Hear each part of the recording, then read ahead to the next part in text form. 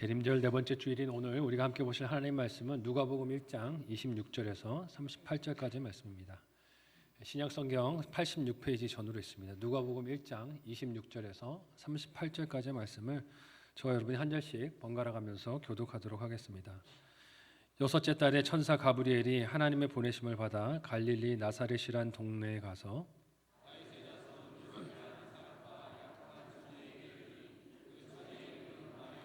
그에게 들어가 이르되 은혜를 받은 자여 평안할지어다 주께서 너와 함께 하시도다 하니 천사가 이르되 마리아여 무서워하지 말라 내가 하나님께 은혜를 입었느니라.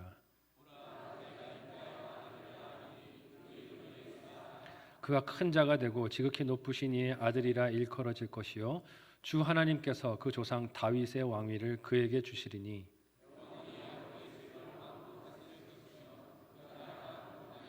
마리아가 천사에게 말하되 나는 남자를 알지 못하니 어찌 이 일이 있으리이까.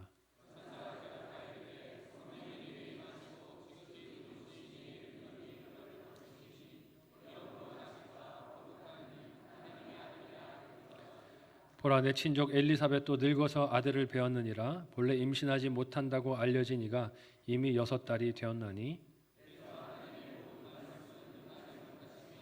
다 같이 읽겠습니다. 마리아가 이르되 주의 여종이오니 말씀대로 내게 이루어지이다 하매 천사가 떠나가니라. 아멘.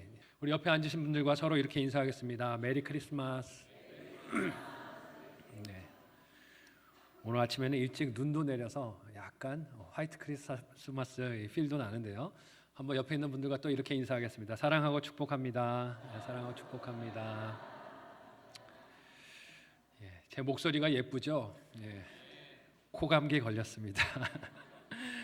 예, 빨리 회복될 수 있도록 기도해 주시면 감사하겠고요. 예, 함께 봉독한 누가복음 1장 26절에서 38절까지의 말씀으로 말씀대로 내게 이루어지이다 하는 제목으로 말씀 나누도록 하겠습니다. 예수님의 다시 오심을 기다리고 있는 대림절 네 번째 주일입니다. 여러분 정말 주님께서 내 삶에 오시기를 원하고 기다리십니까? 오늘 우리가 첫 찬양에서 임재라는 찬양으로 또 고백하기도 했지만 그 찬양 가사에 이런 내용이 있었어요. 이곳에 오셔서 이곳에 앉으소서. 하나님이 우리 예배 가운데 함께 해주시기를 소망합니다 하는 마음을 담아 그렇게 찬양을 했습니다. 진짜 여러분의 소망이십니까? 네. 큰 소리로 아멘 하셨는데 그러나 하나님의 방문하심은 당황스러울 수 있습니다. 충격적일 수 있어요. 예배의 자리, 기도의 자리에서 하나님의 오심을 우리는 갈망합니다. 하나님의 임재를 사모합니다 라고 말하지만 하나님께서 실제로 내 삶에 찾아오셔서 새로운 변화를, 새로운 일을 시작하실 때 우리는 그 일이 내가 망하게 되는 것은 아닐까 두려운 사건으로 보일 때가 많습니다. 내가 계획하던 일들이 틀어지는 것은 아닐까 두려움 가운데 그 일들을 보게 될 때도 많습니다. 하지만 사실은 그 두렵게 보이고 내가 걱정하게 만드는 그 일이 나를 구원하시는 하나님의 손길인 줄 믿으시기를 바랍니다. 하나님의 약속대로 예수님께서 그렇게 초림의 주로 오셨을 때 많은 유대 사람들이 뭐라고 얘기했을까요? 오늘 우리들처럼 우리는 하나님의 임재를 기다립니다. 메시아가 오시기를 갈망합니다. 그 메시아가 오셔서 우리를 구원해 주셨으면 좋겠습니다 라고 얘기했습니다. 그렇게 생각했어요. 자신들은 메시아를 기다리고 있다고 생각을 했습니다. 그러나 그 메시아를 자기의 고정관념 속에 가둬두고 있었습니다. 자신들이 기대하던 사회적 지위의 모습으로 그 메시아가 올 것이라고 예상하고 있었습니다. 자신들이 원하던 신분과 틀 속에 그 메시아를 담고 기대하고 있었기 때문에 약속대로 메시아가 오셨을 때 알아봤습니까? 알아보지 못했습니까? 알아보지 못했어요. 약속대로 메시아가 오셨어도 그분을 알아보고 환영하지를 않았습니다. 오히려 택함을 받았던 소수의 사람들이 의외의 장소에서 의외의 상황에서 이렇게 약속대로 오신 예수님의 소식을 놀라운 이 소식을 듣게 되었습니다. 근데 하나님의 그 찾아오심은 겉으로 볼 때는 평범하고 사소한 일상이 깨어지는 것 같은 두려움의 사건들로 찾아옵니다. 큰 위기가 찾아온 것 같은 소식들로 하나님의 다가오심이 그렇게 찾아옵니다. 오늘 본문 속에 등장하는 마리아도 그렇게 하나님의 방문을 받게 됩니다. 하나님의 놀라운 방문. 그녀의 일상의 송두리째 뒤집히는 소식을 오늘 말씀을 통해 듣게 돼요. 마리아는 누가복음 이전 본문에 등장한 제사장 사가랴와 달리 유대의 변방 나사렛이라는 시골 동네에 살던 어린 소녀였습니다. 어리디 어린 소녀였어요. 성경학자들은 이 당시 마리아의 나이가 기껏해야 12 아니면 13이었을 것이다 라고 예측을 합니다. 요즘 우리 나이로 치면 초등학교 6학년이거나 중학교 1학년 정도 되는 어린 나이에 마리아에게 하나님이 찾아오신 것이죠. 이렇게 어린 마리아는 자신이 하나님의 천사를 만나게 될 줄 꿈에도 상상하지 못했을 겁니다. 이렇게 생각했을 것 같아요. 주의 사자는 예루살렘 중심의 성전에 제사장 같은 사람들이나 만나는 대상이지 나는 아닐 거야 생각하며 살지 않았을까요? 그런데 유대인 누구도 주목하지 않았던 이 시골 동네 나사렛에 하찮은 출신의 어린 소녀에게 마리아에게 하나님의 사자가 나타나셨습니다. 이런 놀라운 상황에서 하나님의 사자 천사가 나타난 것 자체도 놀라운 일인데 그 놀라운 일은 그 천사가 전해준 소식이 더 충격적이었습니다. 그 소식은 마리아가 평범하기를 기대했던 삶을 완전히 뒤바꾸는 소식이었어요. 어떻게 대답해야 될지 당황스러웠을 것입니다. 난감했을 거예요. 이런 일을 나는 어떻게 응대해야 하는가 아무런 생각도 들지 못했을 것 같습니다. 어떻게 그 말씀하신 것이 내 삶에 일어날 수 있을 것인지 상상도 할 수 없고 예측도 할 수 없었을 것입니다. 이런 당황스러운 하나님과의 만남은 오늘 본문 이전에 나오는 제사장 사가랴와 하나님의 사자와의 만남에서도 마찬가지였어요. 사가랴는 나이가 많았기 때문에 자신의 아내 엘리사벳도 나이가 많았기 때문에 아이가 생길 수 없다라고 여기고 있었습니다. 그럼에도 불구하고 날마다 하나님의 명령을 따라 자신의 직분을 감당하고 있었어요. 그런데 하나님의 사자가 찾아와서 이 둘 사이에 아들이 생길 것이라고 예언하셨습니다. 그런데 이 말씀을 제사장인 사가랴는 믿었습니까? 안 믿었습니까? 믿지 않았어요. 믿지 않았다가 하나님의 징계로 입이 다물어지는 말을 하지 못하게 되는 징계를 입게 됩니다. 그리고 그 말씀대로 사가랴 부부에게 아이가 생긴 지 6개월이 지난 시점에 오늘 본문의 사건이 등장하는 것입니다. 사가랴와 마리아의 반응이 좀 갈려요. 그 부분은 결론 부분에서 좀 살펴보기로 하고요. 이 반응의 차이가 우리가 하나님께서 방문하셔서 행하실 일에 어떻게 응답해야 하는가 하는 인생의 사명의 차이를 우리에게 보여줍니다. 이 모습을 통해 이 대림절 기간에 하나님이 우리에게 주시는 말씀의 은혜가 무엇인지, 우리가 적용해야 될 것이 무엇인지 생각하고 순종하는 이 한 주, 또 대림절 기간이 되실 수 있기를 바랍니다. 첫 번째로는요, 하나님의 방문은 두렵게 보일 수 있습니다. 하나님이 찾아오시는 걸 원한다라고 말씀하셨지만 하나님이 실제 우리의 삶에 찾아오시면 그 방문이 두려워 보일 수 있어요. 함께 26절에서 29절까지의 말씀을 한 목소리로 읽어보도록 하겠습니다. 같이 읽습니다. 시작. 여섯째 달에 천사 가브리엘이 하나님의 보내심을 받아 갈릴리 나사렛이란 동네에 가서 다윗의 자손 요셉이라 하는 사람과 약혼한 처녀에게 이르니 그 처녀의 이름은 마리아라. 그에게 들어가 이르되 은혜를 받은 자여 평안할지어다 주께서 너와 함께 하시도다 하니 처녀가 그 말을 듣고 놀라 이런 인사가 어찌함인가 생각하매. 아멘. 누가는 제사장인 사가랴의 가정에 아들이 잉태된 지 6개월째에 하나님의 천사 가브리엘이 마리아에게로 가서 하나님의 명령을 받아 전달했다라고 합니다.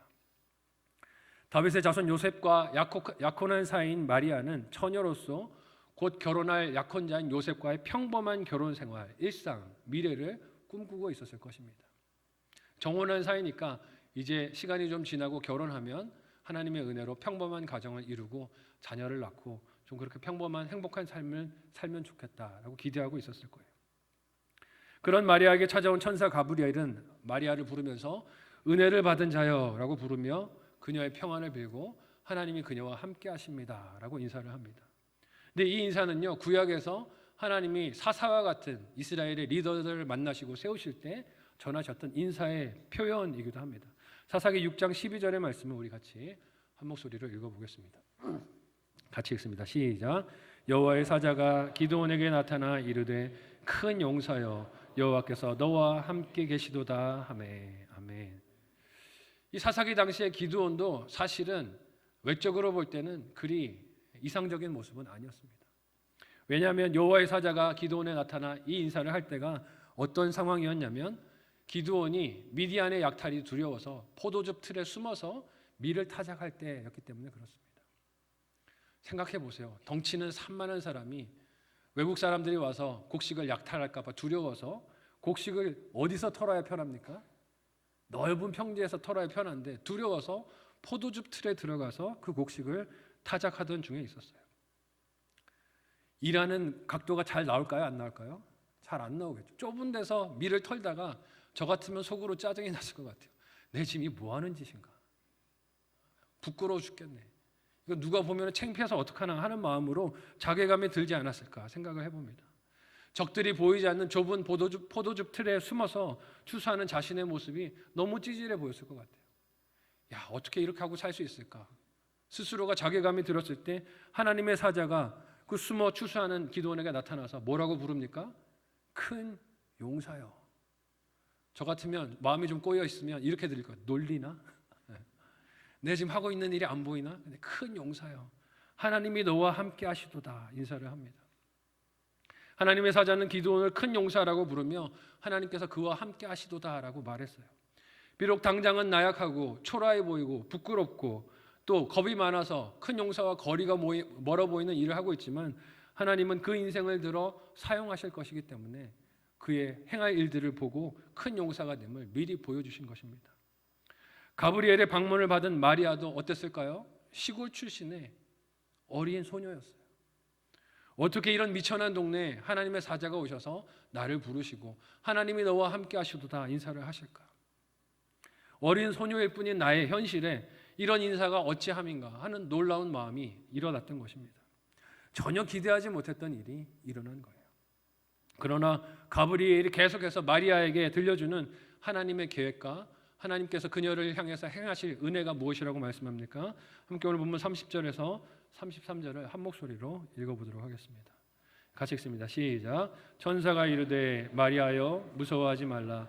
내가 하나님께 은혜를 입었느니라. 보라 내가 잉태하여 아들을 낳으리니 그 이름을 예수라 하라. 그가 큰 자가 되고 지극히 높으신 이의 아들이라 일컬어질 것이요 주 하나님께서 그 조상 다윗의 왕위를 그에게 주시리니 영원히 야곱의 집을 왕으로 다스리실 것이며 그 나라가 무궁하리라. 아멘. 여러분 가브리엘이 들려준 이 하나님의 말씀은 마리아의 관점에서 보면 너무 혼란스럽고 두려웠을 것입니다. 평범한 유대 한 동네의 어린 소녀에게 유일한 소망은 약혼자와 결혼을 하고 평범한 일상을 사는 꿈이었을 거예요. 다른 가정들처럼 자녀 낳고 일상을 평범하게 살기를 그런 소박한 일상을 꿈꾸고 하나님의 은혜를 주시면 내가 그런 복을 누릴 수 있겠지 하고 기대했을 것입니다. 그런데 천사가 와서 전해준 소식은 그 결혼하기 전인 자신이 잉태를 하게 될 것이라고 합니다. 아직 결혼 안 했어요. 그런데 아들을 낳을 것이라고 합니다. 이는 무슨 말씀입니까? 그녀가 소망하던 결혼이 깨질 수도 있다는 이야기입니다. 결혼만 깨지면 다행이게요. 결혼이 깨지는 것에서 더 나아가 자기의 생명이 율법에 의해서 돌에 맞고 세상에서 없어질 수도 있는 참으로 공포스러운 소식이었습니다. 이에 대한 마리아의 응답이 무엇입니까? 함께 오늘 본문 34절을 한 목소리로 읽어보겠습니다. 같이 읽습니다. 시작. 마리아가 천사에게 말하되 나는 남자를 알지 못하니 어찌 이 일이 있으리이까. 아멘. 여러분 우리 중에 누구도 꿈꾸던 일상과 계획이 흐트러지는 것 같은 사건을 만났을 때, 일을 만났을 때 이렇게 반문하지 않을 사람이 없을 것입니다. 어떻게 이런 일이 나에게 일어날 수 있습니까? 마리아는 천사가 한 말이 자신의 이성으로 생각으로 받아들여지지 않는다라고 묻는 것만이 아니라 실존에 대해서 묻고 있는 거예요. 남자를 알지 못하는데 제가 어떻게 아이를 낳을 수가 있습니까? 남자 없이 아들을 잉태하는 것 자체가 인간의 생각으로는 이게 불가능한 일 아닙니까? 라고 반문하는 것이죠. 그리고 이런 질문의 의도도 있을 것입니다. 설령 그 아들이 생긴들 제가 이 유대인 사회 속에서 율법을 따라 운영되는 이 유대인의 사회 속에서 그 아들을 키우고 살 수 있겠습니까? 돌에 맞아 죽지 않겠습니까? 하나님 제가 이 일을 어떻게 이해해야 합니까? 혼란스러웠을 것입니다. 여러분 우리의 삶에도 하나님의 방문하심이 이렇게 우리의 눈에 두려운 사건으로 찾아올 때가 있습니다. 직장을 잃는 사건으로 하나님의 방문하심이 오기도 합니다. 건강을 잃어버리는 질병의 소식으로 하나님의 방문하심이 찾아오기도 합니다. 가족과 사별하는 아픔이나 사건을 통해서도 하나님의 방문하심이 임하기도 합니다. 제 삶 속에서도 하나님이 이렇게 임하셨던 기억들이 종종 있는 것을 봅니다. 그 중에 하나가 저에게는 직장을 잃는 사건이 이런 하나님의 방문하심이 됐던 기억이 나요. 직장을 잃게 되었던 사건은 이랬습니다. 사장이셨던 분이 제가 출석하던 교회 집사님이셨어요. 위암이 발병하게 되시고 그렇게 별세하게 되셨습니다. 근데 그 직장은요, 제가 먼 곳에서 직장 생활을 했을 때 본교회 목사님께서 저에게 전화를 하셔서 너 왜 요즘 안 보여? 저 목사님 직장 생활하고 있어요. 어디서 직장 생활해? 부산입니다. 거기서 예배 잘 드리고 있어? 주일 예배만 드리고. 너 그렇게 신앙생활하면 안 돼. 올라와서 여기서 제대로 신앙생활하면서 직장 다녀. 내가 소개해 줄게. 그래서 소개해 주신 직장이었어요. 교회 때문에 옮긴 직장이었어요. 그러니 어떤 인간적인 기대가 제 안에 있었을까요? 하나님 보셨죠? 제가 신앙 때문에 직장 옮겼어요. 그러니까 하나님이 갚아주셔야 돼요. 직장이 번창하게 해주셔서 월급 쑥쑥 올라가게 해주시고 여기서 결혼도 하게 해주시고 자녀도 낳게 해주시고 저 많은 것 바라지 않아요. 하나님. 소박한 일상, 그냥 평범한 삶을 살 수 있도록 저를 좀 인도해 주세요. 교회 생활 기쁨으로 섬기고 싶어요. 고등부 교사도 하고 찬양팀도 하고 성가대도 하는데 이거 다 할 수 있도록 이 직장에 번성함을 주세요. 기도하며 직장을 옮겼어요. 제 생각에는 그렇게 대단한 꿈은 아니라고 여겼어요. 하나님이 충분히 주실 만한 꿈 아닌가요? 근데 옮기고 채 몇 년이 되지 않아서 사장님이셨던 집사님에게 위암이 발병하셨어요. 그런데 초기도 아니고 병이 깊으셨어요. 그래서 발병된 지 얼마 안 돼서 투병하시다가 곧 돌아가시게 되셨습니다. 돌아가셔도 회사가 유지될 수 있지 않을까 기대를 했는데 회사도 돌아가심과 동시에 폐업이 되었어요. 제 마음속에 어떤 질문이 올라올까요? 어찌 제 삶에 이런 일이? 하나님 신앙생활 하겠다고 직장을 옮겼는데 어찌 제 삶에 이런 일이? 라는 질문이 계속되었습니다. 그런데 세월이 지나 제 삶을 돌아보니까 뭘 깨달을까요? 제 삶이 통째로 바뀐 것 같은 그 사건이 사실은 제가 고집스러웠던 제 고집을 돌이키게 하시고 신학의 길을 걸어가게 하시고 사역자가 되게 하신 계기가 되었음을 보게 되었어요. 근데 하나님의 방문하심이 당시에는 너무 두려워 보이고 제가 죽을 것 같은 사건으로 그렇게 보였던 기억이 납니다.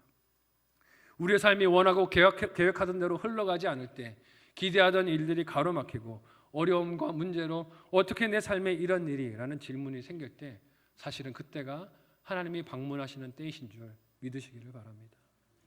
하나님이 그렇게 우리에게 찾아와 주세요. 하나님의 놀라우신 일하심을 그때 경험하는 성도들이 많이 있습니다. 대림절은 이런 하나님의 신비한 은혜를 우리의 일상을 두렵게 보이는 사건들 넘어 하나님의 찾아오심으로 바라보는 기다림의 시간입니다. 약속을 붙드는 기회가 이 대림절의 시간이에요.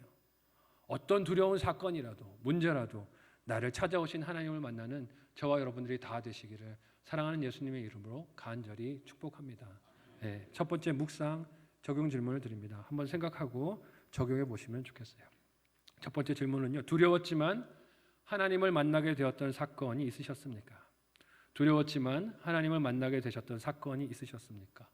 무엇이었습니까? 가정에서 자녀들과도 나눠보시고 또 신앙의 유산을 잘 물려주시면 좋겠어요.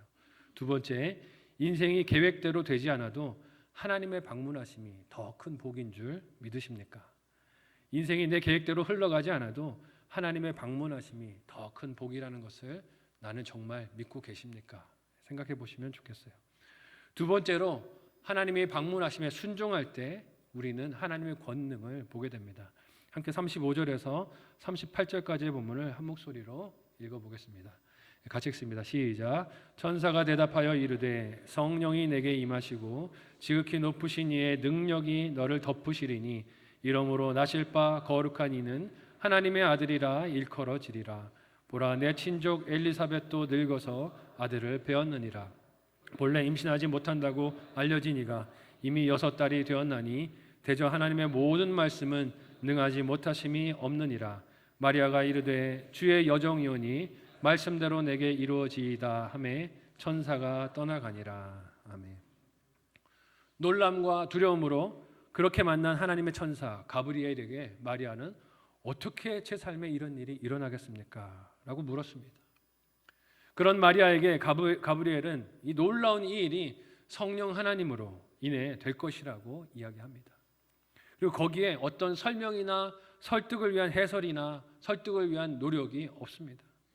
가브리엘은 성령이 마리아에게 임하시고 하나님의 능력이 그 마리아를 덮으셔서 이 말씀을 이루실 것이라고 그렇게만 이야기했어요. 마리아의 생각에는 남자를 알지 못하는 자신에게 아이가 태어나는 것은 생길 수도 없는 일, 있을 수도 없는 일, 상상도 못할 일이었겠지만 가브리엘은 이 불가능한 일이 하나님의 능력이 그녀를 덮어 이루어지게 하실 것이라고 말한 것입니다. 이런 약속의 말씀 앞에서 마리아는 무엇을 해야 할까요? 자기의 생각과 자기의 경험을 내려놔야 합니다. 자기 능력도 다 하나님 앞에 내려놔야 해요. 그러나 하나님은 마리아에게 이 일을 막무가내로 강요해서 밀어붙이지 않으십니다. 억지로 멱살을 붙들고 끌고 가지 않으세요. 마리아에게 이 말씀을 하시고 그녀가 선택하도록 기다리십니다. 자발적인 그녀의 생각으로, 헌신으로, 결심으로 순종하도록 요구하시는 거예요. 하나님께서 주도권을 가지고 계시지만 사랑으로 마리아를 이끌어 가시며 그녀가 선택하고 그녀가 반응하고 그녀가 순종하도록 하나님이 도와주시되 강제로 그 일을 하시지는 않습니다. 이렇게 있을 수 없을 것 같은 처녀의 잉태에 대해 가브리엘은 다른 이적도 돌아보아 믿도록 도움을 줍니다. 그것이 마리아의 친족인 엘리사벳의 잉태 소식이었어요. 네 친족 엘리사벳이 있지 않느냐?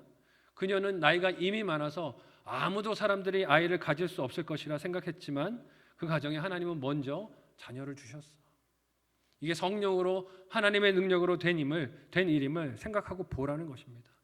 6개월 전에 이 아이가 생기게 하셨고 하나님이 그 이름을 요한이라고 미리 부르도록 명명해 주셨다는 거예요. 가브리엘은 이 일을 마리아에게 들려주며 사람이 생각할 때는 안 될 것 같은 이 일을 하나님이 하실 수 있음을, 능히 하심을 믿으라고 합니다. 그 어떤 생각도, 그 어떤 환경도, 그 어떤 인간의 제한도 하나님의 말씀이 이루려고 하는 것을 가로막지 못한다는 거예요. 이렇게 두려워 떨던 마리아에게 천사 가브리엘이 하나님의 뜻과 계획을 전하자 어떤 응답이 이 어린 소녀의 입에서 나옵니까? 오늘 말씀에서 사실 저는 이 말씀, 이 대답이 제일 은혜가 됐어요. 가슴이 먹먹하고 눈물이 났습니다. 오늘 설교의 제목과 같이 뭐라고 이야기합니까? 말씀대로 내게 이루어지다. 이 대답 앞에 마리아는 주의 여종이오니라는 수식어를 붙였습니다. 하나님께서 그 뜻대로 피조물인 자신을 들어서 하나님의 뜻대로 사용하시겠다라고 하시는데 제가 무슨 설명을 요구하겠습니까? 제가 무슨 설득을 필요로 하겠습니까? 하나님이 하시겠다고 하시니 저를 그렇게 써주십시오라고 겸손하게 엎드리는 것입니다. 설교 앞부분에서도 나눴지만 처녀인 마리아에게, 그것도 정혼한 약혼자가 있는 마리아에게 생보를 알 수 없는 아이가 생긴다는 것은 그 삶이 엄청난 변화, 상상도 할 수 없는 변화를 맞게 될 것을 예고하는 것입니다. 평범하게를 꿈꿨던 그녀의 일상은 송두리째 다 뒤집히게 될 거예요. 이제 평범하고는 거리가 먼 삶을 살아야 합니다. 내가 내 삶의 주인과 왕이라면 결코 허락하고 싶지 않은 요구를 하나님이 하고 계시는 거예요. 왜 그렇습니까? 사람은 언제나 어떤 인생을 살고 싶어요? 예측 가능한 인생을 살고 싶어요. 안정된 삶을 살고 싶습니다. 내가 예측하고 내가 기대하고 내가 예상한 대로 안정된 길로만 가고 싶은 것이 사람의 욕심이에요. 근데 그렇지가 않은 일을 지금 하나님이 하시겠다고 하시는 거잖아요. 게다가 가브리엘은 이 아이가 다윗 왕의 언약을 성취하는 왕으로 오실 거라고 해요. 이렇게 시골 동네에 사는 어린 소녀에게 왕으로 오시는 아들이 태어난다는 것입니다. 온 세상이 이 아이의 탄생으로 인해 변화를 겪게 될 것을 예고합니다. 그저 마리아 한 사람의 인생만 뒤집히는 것이 아니라 이 아이의 탄생이 온 세상의 인생들을 다 뒤집을 것이라고 이야기를 하시는 거예요. 이제 막 10대를 넘어서는 어린 소녀에게 이 소식이 얼마나 막연하고 얼마나 두렵고 얼마나 소화하기가 힘든 말씀이었겠습니까? 어쩌면 가브리엘이 지금 하는 말의 의미를 전부 다 해석을 못했을 수도 있어요. 이 말이 무슨 뜻인지 이해를 할 수도 없었을 수 있습니다. 주목할 것 하나 없는 변방 시골에 다윗 왕위를 이어받을 왕이 태어나신다니요. 그것도 남자를 전혀 알지 못하는 자신에게 천지 만물의 창조주가 되신 그 하나님께서 이런 일을 계획하시다니 참 이해를 넘어서는 놀라운 부르심입니다. 모든 것이 다 의외이고 뜻밖이고 당황스럽지 않았겠습니까? 사가랴와 엘리사벳도 늦은 나이에 아들을 가질 것이라는 소식이 당황스러웠겠지만 그것과는 비교도 되지 않는 당황되는 소식이 이 어린 마리아에게 들려온 거예요. 혼란스러웠을 것입니다. 두려움이 밀려들었을 것입니다. 그러나 여기서 우리가 만나는 마리아의 이 놀라운 대답이 무엇입니까? 주의 여종이오니 말씀대로 이루어지이다. 이는 사가랴가 보였던 반응과 사뭇 대조적입니다. 사가랴는 어떤 인물이었습니까? 예루살렘 한복판에 있던 종교 지도자였어요. 제사장이었습니다.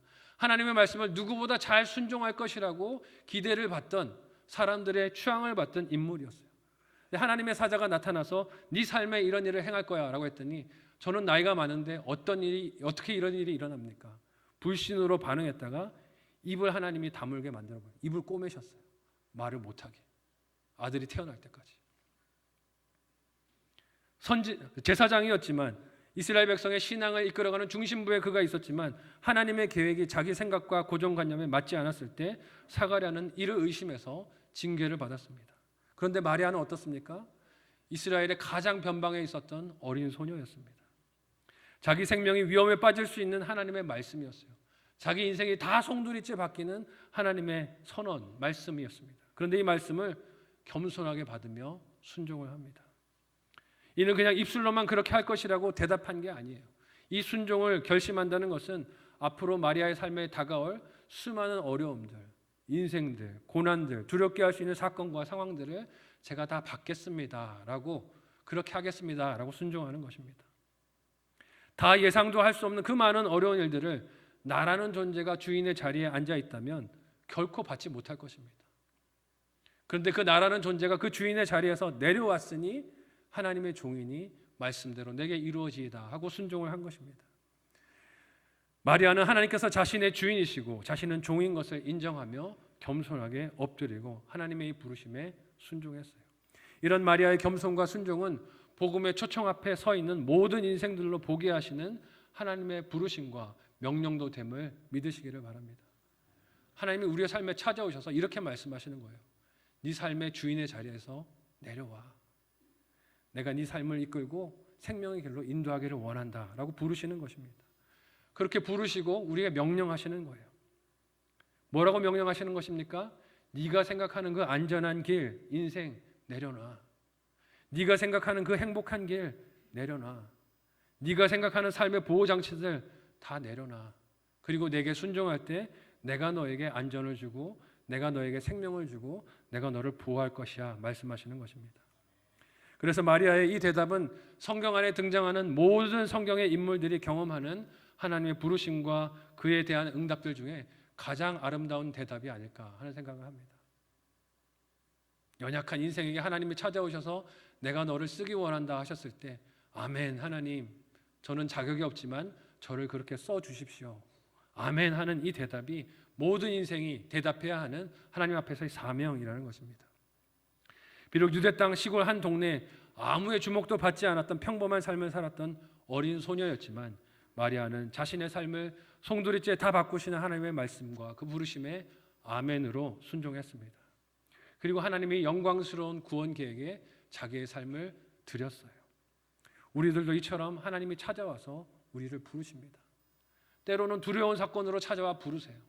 건강의 문제를 치시면서 나를 부르기도 하시고 직장의 문제를 꺾어서 나를 부르기도 하시고 가족과의 관계에 어려움을 주셔서 나를 부르기도 하십니다. 때로는 그래서 하나님의 그 방문이 너무 두렵게 보일 수 있습니다.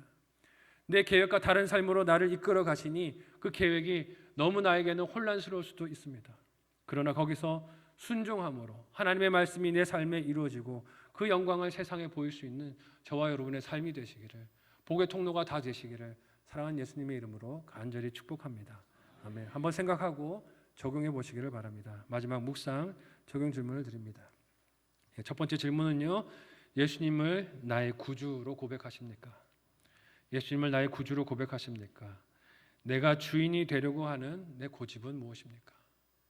하나님이 내가 너를 쓰고 싶어라고 부르시는데 싫습니다라고 고집 부리는 내 주인된 고집이 무엇인지 생각해 보시면 좋겠어요. 두 번째는 말씀대로 내게 이루어지길 원하십니까?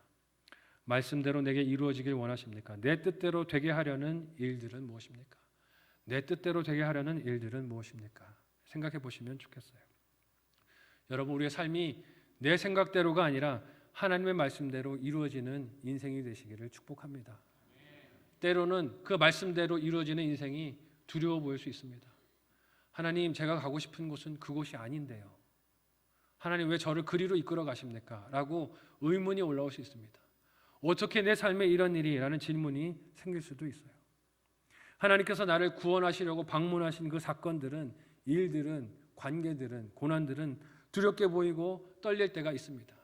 그러나 하나님의 사랑을 믿고 내 삶을 내어드리고 주의 종이 오니 말씀대로 내게 이루어지이다, 내 삶을 헌신해 드리면 하나님의 구원 계획을 그런 순종하는 우리를 통해 이루실 줄로 믿습니다.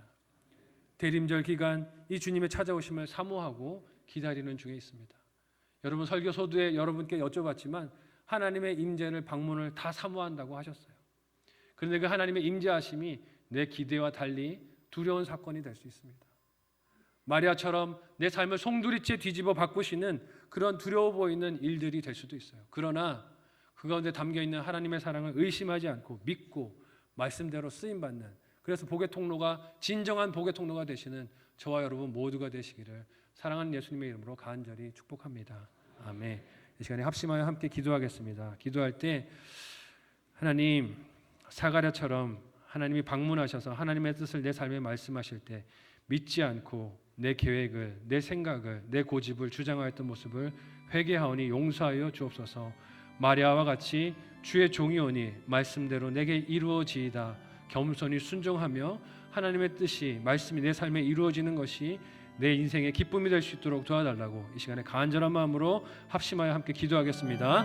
하나님, 은혜를 감사합니다. 우리를 사랑하셔서 하나님 여러 가지 사건들을 통하여, 하나님 때로는 고난을 통하여, 때로는 아픔들을 통하여 우리를 방문하여 주시고 우리의 삶의 방향을 바꾸십니다. 그러나 그 하나님, 우리의 삶을 바꾸시는 방향의 손길들이 나를 사랑하셔서 찾아오신 하나님의 사랑의 방문이시고 손길이오니 하나님, 사랑으로, 믿음으로, 확신으로 그 방문하심에 순종하기를 원합니다. 마리아의 마음을 우리에게 허락하여 주셔서 하나님이 찾아오시고 하나님의 뜻하신 일들을 우리의 삶에 이루기를 원하실 때 하나님의 종이 오니 말씀대로 내게 이루어지이다, 순종하는 우리가 될 수 있도록 도와주옵소서. 사가랴와 같이 불신의 모습으로 하나님께 징계받는 인생 되지 않기를 원합니다. 도우셔서 믿음으로 반응하게 하여 주시고 하나님의 말씀이 내 삶에 이루어지기를 원하실 때 마리아와 같이 순종하며 복의 통로로 쓰임받고 영혼을 구원하는 일로 쓰임받는 우리의 인생 모두가 되도록 도와주옵소서. 두려움을 넘어서게 하여 주시고 약속대로 말씀대로 오시는 예수님, 이 대림절 기간에 하나님 믿음의 기다림을 우리가 승리하게 도와주시고 우리를 두렵게 만드는 많은 일들로부터 우리의 심령을 지켜주셔서 날마다 말씀에 붙들리며 승리하는 하루하루 되도록 우리를 도와주옵소서. 감사하며 예수님의 이름으로 기도합니다. 하나님, 은혜를 감사합니다. 우리가 하나님의 임재하심을, 방문하심을 사모한다라고 입술로 고백했지만 정작 하나님께서 두려워 보이는 사건들로, 상황들로 우리의 삶에 오셨을 때 우리는 사가랴와 같이 내 고정관념과 내 생각들로 하나님의 방문하심을 신뢰하지 못하고 믿지 못하였음을 회개하오니 용서하여 주옵소서. 마리아의 마음을 허락하여 주셔서 내 생각을 넘어설지라도, 내 경험과 이해를 넘어설지라도 하나님께서 방문하셔서 나를 찾아오시고 구원을 이루시기를, 또 그 일들을 행하기를 원하실 때 주의 종이 오니 말씀대로 내게 이루어지이다 순종하는 우리가 될 수 있도록 도와주시옵소서. 우리의 순종하는 삶의 모습들이 예수 그리스도의 향기를 드러내는 복의 창문들이 될 수 있도록 인도하여 주시고 예수 그리스도를 알지 못하는 심령들에게 이 복음을 증거할 수 있는 하나님의 백성들 다 되도록 도와주시옵소서. 이 시간에 은혜 감사의 예물 드리오니 하나님 기쁨으로 연락하여 주옵소서. 예수님의 이름으로 간절히 기도하옵나이다. 아멘.